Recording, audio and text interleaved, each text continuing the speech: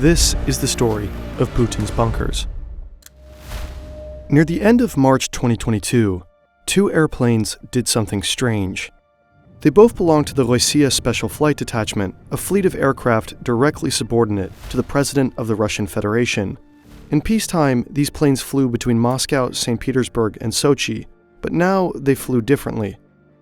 Only about a month after the full-scale Russian invasion of Ukraine, RA-61716 visited Yekaterinburg once, and then Ufa twice. The other plane, RA-96017, also flew to Yekaterinburg, and then to Magnitogorsk. Why these two planes would fly to these three cities in the east, right when the invasion of Ukraine had just started, was a bit weird. This was the time when Russia realized that their invasion of Ukraine would not take a week. Something changed. Maybe these flights were part of a new drill and preparation of a much longer war, or maybe some politicians just had some undisclosed business. But what made it weirder was the location. Right in the middle of all three of these cities is an open secret. Between Ufa, Yekaterinburg, and Magnitogorsk is the highest mountain in the southern Urals, Yamantau. It is also home to what some believe is a bunker the size of a city made for Russia's political elite. Without the support of our sponsors, we would not be able to make our videos. This video was sponsored by Holzkern. With more than 1 million satisfied customers, Holzkern is the brand for wooden watches and jewelry made from natural materials. Their products are made from FSC certified wood and residual wood from the furniture industry. They offer a wide range of watches. There are completely wood designs, such as this one made of walnut wood and marble, but there's also more standard designs, such as this one. The watches feel premium and are very well made. And along with the watches, Holzkern also makes necklaces, earrings, and rings. You can also find sunglasses and handbags on their website. Through the link in the description and with the code FERN, you can get an exclusive discount of 15% on your first Holzkern order. Thanks to free express shipping, it will be with you within 2 to 5 days. If you don't like the products, you can always return them within the first 24 days and you'll get your money back. No questions asked. Go ahead and check out their products.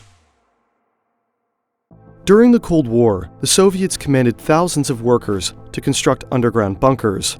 According to an American nuclear security expert, diagrams and notes provided by senior SAC officers showed that the Yamantau Command Center is located inside of a mountain of rock and quartz around 900 meters below the summit.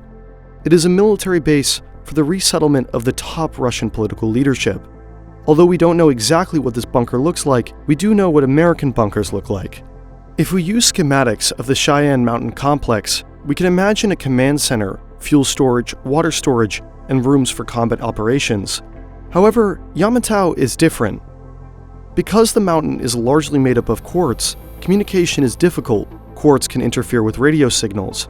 If the massive underground bunker doesn't establish good communication between Russia's political elites and their forces, what else would it be used for? After the Cold War, Yamantau was considered abandoned. The time of infinite communist budgets was over. But Yamantau is special because in the 1990s, US spy satellites picked up that the Russians were working on it again. More than 30 years later, some say construction is ramping up. Next to Yamantau is a town called Mezhgoye. Formed after the merger of two military camps, Mezhgoye is militarily restricted. Not any Russian can get in. So at the end of April 2021, the locals in Mezhgoye were in for a surprise.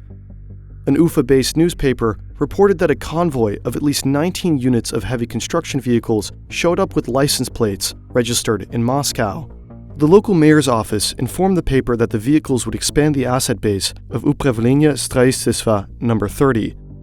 US 30 is contracted specifically for heavy construction projects, including the construction of large-scale underground complexes. They didn't comment on the purpose of the expansion because the projects of US 30 are directly under management of the Ministry of Defense. In April of 2021, military convoys showed up in Mezhgoye, and in April of 2021, the Russians also mobilized thousands near the border of Ukraine. Months later, parts of the presidential fleet flew to cities in the immediate area, seemingly out of nowhere. In early 2021, Navalny published an investigation into a palace on the Black Sea. Funded by public money, it's a hidden mega facility constructed for Putin's private use. Navalny also released diagrams. They reveal a building that's as impressive above ground as it is underground. Located beneath Putin's palace are tunnels and a massive elevator. They're equipped with ventilation and sewage systems, and all the other necessary equipment for fresh water and electricity. The leaked cross-section of the elevator also shows multiple ventilation shafts, which hints that this is no normal elevator. It could very well be that these are backups in case of an attack. Whether these tunnels can withstand a modern nuclear blast is unclear, but the walls are made out of 38 centimeters of concrete. Even more revealing is that they were also constructed by US Number 30, the same organization connected to Yamantau. US 30 answers directly to the MDSP, the main directorate of special programs of the President of the Russian Federation. It is the state body that is tasked with organizing the construction of hardened protective structures, and it is led by one of Putin's most trusted individuals. Alexander Linets was a former regional head of the FSB, the descendant organization of the KGB. He's been the head of the MDSP since 2015. In 2020, Putin's admiration and trust for Linets was shown through a public income statement that revealed that Linets had moved into a 177 square meter luxury apartment in Moscow. The Kremlin gives Linets treats because Linets is important. He not only leads the directorate connected to Yamantau and Putin's palace, but his organization is also linked with bunkers directly in Russia's capital. Next to the State University in Moscow is a barren, underdeveloped piece of land. This is strange. It's prime real estate that's empty, but located right by Moscow's most prestigious university. However, in 2017, under the direct orders of the president, the land started to be partially developed. Katerina Tikhanova is a professional dancer who holds master's degrees in mathematics and physics. She serves as the head of the Inopraktika Foundation, which is connected to the development of the land in front of Moscow State University. Under her foundation's lead, the land will become an innovative science park for the MSU. She also happens to be Putin's daughter. The land that is now being developed by an organization that is partially run by Putin's immediate family is also partially owned by Transgestroi, also known as TIS. TIS is a construction company whose board is made up of MDSP members. Its deputy head is a former head of US 30, and TIS can only be contracted by foreign third parties upon approval from the MDSP directly. TIS is also known for constructing underground tunnels. See, this land that is now being developed, in part for Putin's daughter's foundation, is not just any piece of land. It is also rumored to be above an enormous leadership bunker, which is speculated to be around 200 to 300 meters deep and can accommodate 10,000 people. Like Yamantau, the Soviets were also exceptionally creative in constructing vast underground bunker systems in Moscow. The city's current metro system can actually be converted into a bunker for civilian use and house some of Moscow's population for a few days. For example, if you go into the Belaruskaya metro station, you'll go down for a while, eventually bringing you into a deep metro station that can double as a bunker. However, if you're bored and walk around a bit in the station, you'll also eventually encounter a recently renovated statue that pays homage to the Soviet Republic of Belarus. On both sides of that statue are two unsuspecting gray doors, and behind those doors is something else. Initially built for the USSR Ministry of Communication, connected onto the Belaruskaya metro is a massive restricted bunker. It's supposed to be accessible through an external building and can be used as a resilient command post. This bunker is not supposed to be used by any mere civilian, but instead by Russia's military and political class.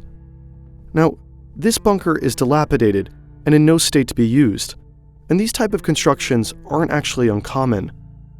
For example, the Ministry of Foreign Affairs also had its own bunker, and there are also declassified images showing even larger designs and schematics for other bunker complexes that could be retrofitted on Moscow's current metro system. However, unlike Belaruskaya and the declassified images that have already been revealed to the public, there are still some underground bunker systems in Moscow that remain highly confidential. On November 17, 2015, Pavel Safronov, a digger in Moscow, was apprehended by the FSB. Only a year before, Pavel and a few others had wandered around what they believed was the Metro 2 tunnel system for 3 entire days. Metro 2 is rumored to be a secret underground metro that connects the Kremlin with the massive underground bunker complex that is supposedly located right by Moscow State University, the land that is right now being developed. According to the group of diggers, some of the tunnels were hundreds of meters long and 25 meters high, although many were also abandoned and dilapidated. However, Pavel also reported discovering a closed-off entrance that linked to the Kremlin. These diggers' accounts are of course hearsay, and there was no evidence that the tunnels were being used extensively while Pavel had explored it, but it's only after Russia annexed Crimea in late 2014 that Pavel was arrested for leaking state secrets. Take that fact as you will. Now, does this tell us enough about the bunker by the MSU? Honestly, no. At the end of the day, we don't know what the bunker under Ramenki looks like, nor do we know the extent of all the underground tunnels and bunkers in Moscow. Maybe it's just a pure coincidence that Putin's daughter just happens to now be connected with a pretty large infrastructure project built on top of what is likely a massive leadership bunker, even during a time when the safety for his family is more pressing than ever. But honestly, we have no clue. Putin is a man shrouded in mystery, and so are his and his country's bunkers. For example, located near the Altai Mountains is a compound that is separate from the public. Built by Gazprom as a high-profile retreat, it's also been used by Putin in the past for state visits. On its own, the building doesn't seem like much. Pretty solid house next to a large river, relatively secluded, with only a few additional buildings. What makes Altai unique, however, is this: a transformer station.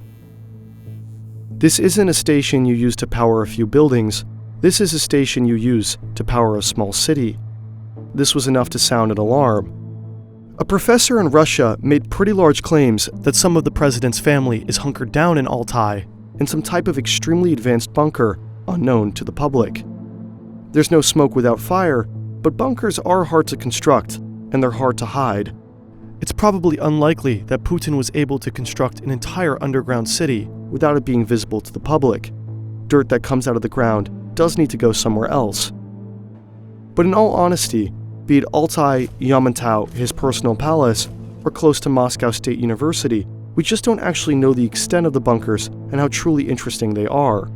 It's easy to dream up big ideas of large, advanced underground cities pulled by an unseen, strong political apparatus, but on the other hand, they may just be simple concrete rooms with peeling paint.